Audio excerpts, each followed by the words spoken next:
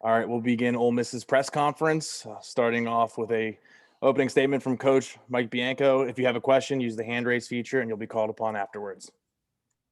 Yeah, I guess the best way to start is to just say what I think everybody that's on this, saw what an incredible, college baseball game, and of course, well pitched game by both sides. Of course, Doug was tremendous, and I think tied a school record, if I'm not mistaken, with strikeouts tonight with 16, and their guy Hubert, really matched him and early on, and we just it was one of those games where unfortunately it comes down to a couple plays, and we were able to just make a couple more plays than them, but certainly a super pitched game by them, and of course Broadway continues to be super at the end of the ball game, and it's what a luxury to have a guy like Taylor to be able to call on. But yeah, again, I think it was all about pitching, our from our side and their side, and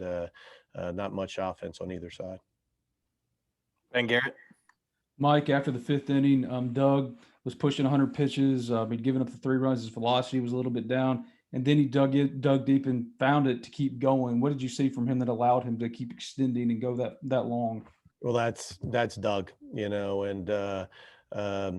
we've all seen it, Ben, where when the game's on the line, he can take it to another gear. And we were talking about that on the radio, and watched him. Not that it's been a ton, but he's a guy that can throw 110, 115, 120 pitches. You don't want to do that obviously every week, but there's some guys that that hit a wall at 90 or 95, and he can always, with the game on the line, reach back and get a little something extra. And obviously we needed all of that tonight. Trey. At this point, does this feel like in the best pitching performance from Doug in his career so far? Wow.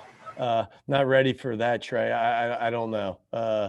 Certainly, when you talk about moments and what we needed. I mean, he was really good. A couple of years ago against Clemson here in Game 2, and almost threw a complete game, if I remember right. And so he's pitched a ton of big games. I'm not going to go out on a limb and pick which one, but certainly we needed every bit of Doug today. Nick. Mike, you've talked a lot this year about how confident this team is in close games, big moments like this. What was the dugout atmosphere like when the lead went down? How did you guys kind of react in the dugout to the deficit, and how did you climb back? I think they handled it great. Obviously, it's kind of a kick in the gut. We had that lead, and unfortunately, we weren't able to add on to that lead. But credit Hubert for that. I think it was more him and less of what we didn't do. But I thought our guys handled it well, like you said. We've handled those moments well all year. Being able to handle the adversity. This team just continues to handle tough moments. And again, I thought after a couple home runs, and you lose the lead, we hung in there. We kind of spoiled an inning that we had with bases loaded. But again, our guys, continued to hang in there and continue to set it up offensively. Adam. Coach, could you just talk a little bit about the play that Jacob made coming over to first? Yeah, that was a huge play. In the 8th inning, Jacob had 2 relatively routine ground balls, to start the inning. And then Martin, I think it was Martin, that smoked the ball up the middle off, Broadway's calf, and looked like it was going to be a base hit. And, Gonzo comes across and bare hands it and makes a huge play. And in games like this, sometimes those are game winners. And when you look at that, not only does it keep the tying run off the plate, but it also,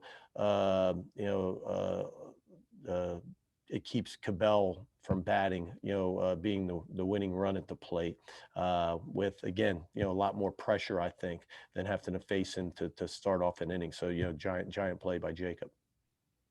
Chris? Mike, can you talk a little bit about the crowd atmosphere? From my vantage point, the crowd seemed to be hanging literally on every pitch from Doug. What energy did that provide y'all? Well, that's one of the big reasons that you want to be at home, and when you look at it statistically, why the home team and regionals do so well, and that's one of always one of our goals is to play at home. But tonight, in those types of games, kind of that heavyweight boxing match, you need that. You need the crowd, and I thought the crowd kind of helped Doug in some of those tough innings, and they could feel the big moments. And then, I think the place got really loud there at the end for the last 6 outs when Taylor took over. Thank you. Nick? Mike, what happened with TJ on the kickoff? And what do you kind of say to a guy after something like that happens to him? What the hell are you doing? No, I didn't even see it, to be honest with you. I mean, I saw the out. I don't know what happened. I'm assuming we'll have to see it on film, but my guess is just you got caught off and not paying attention and got a little too far off the base, obviously. But I don't see if I didn't know if he slipped, or I didn't see any of that. But my first answer is probably the correct answer. Back to Trey. And Mike, I'm curious just how, before this game, knowing what's at stake specifically for the Saturday winners bracket game, do you want the team to feel that pressure, knowing that a difference, depending on the result today, the difference is having to win 3 games between winning 1 game? I don't understand the question. Do I want my team to feel the pressure? Not feel the pressure, more so do you, I don't know how to explain this now that I think about it. Do you want them to be aware of that? Or is that something that, just going out there with the way this team's played all year, is it just, it's another ball game? I think I know what you're asking. And, did we sit in the pregame and say, hey, this is why this game is so important? We don't do that, but I think you're not giving those guys enough credit. They as much as we try to tell them, hey, don't read the stuff on the internet, try to stay out of the news and all the blogs and all that, all the predictions and all those things. This is the life in their generation. They know so much more than we ever thought we'd know, right? Growing up, and so they know how it works. And so to me, the point is to not look at it that way. To look at it as, it's a huge moment, we all understand, but at the end of the day, when you hear the process and what does that mean, control what you can control, and what does that mean? It means the best way to have success is to not think about how big the moment is. The best way to have success is to not think that if I don't get a hit, we're going to lose, right? Or my batting average is going to go down. The best way to have success is just be where your feet are, to be able to control what you can control and have a quality at bat, make a good pitch, play defense. But the tough thing is to try to block out all the stuff that you're talking about. So no, absolutely not. We don't sit there beforehand and, talk about how big the game is. All right, Coach, thank you for your time. Good win. We'll see you again tomorrow. Thanks, Seth.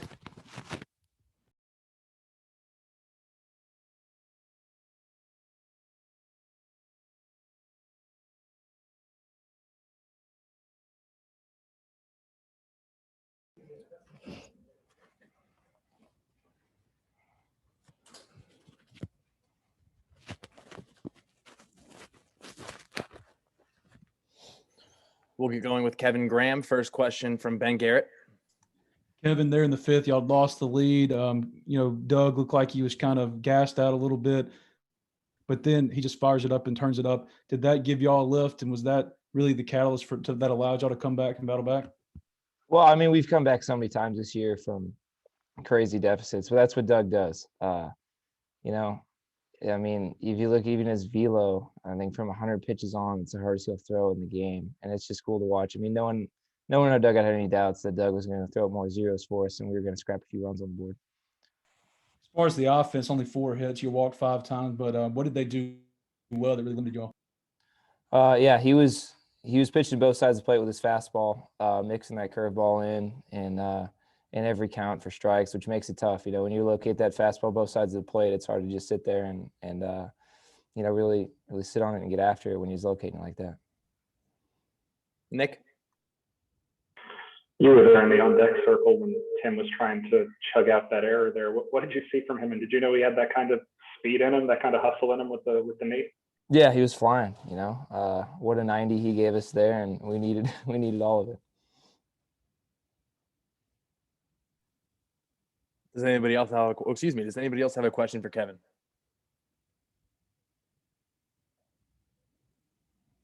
All right, Kevin, appreciate it.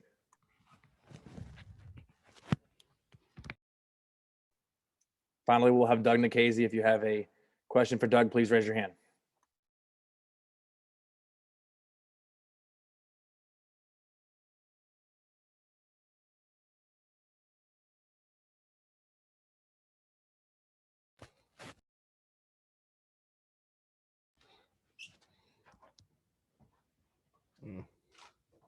Yeah. Nope. Go ahead, Ben. Doug, you look like you're fading there in the fifth, man. What allowed you to flip the switch and finish that thing out and really provide the energy it seemed like that the team needed to get through it? Yeah, it's in moments like that when you're in the postseason when you start to think about how many chances you're going to get to wear this jersey ever again. So when you get in those moments like that, that's when you just kind of flip a switch and everything starts to change when you start looking at things differently. Could you sense that the team needed a lift? And because you had a lot of energy when you're coming off, and every time you seem to strike out a guy, it seems like you're turning to the dugout. Did you sense that they needed a little bit of an energy jolt from you?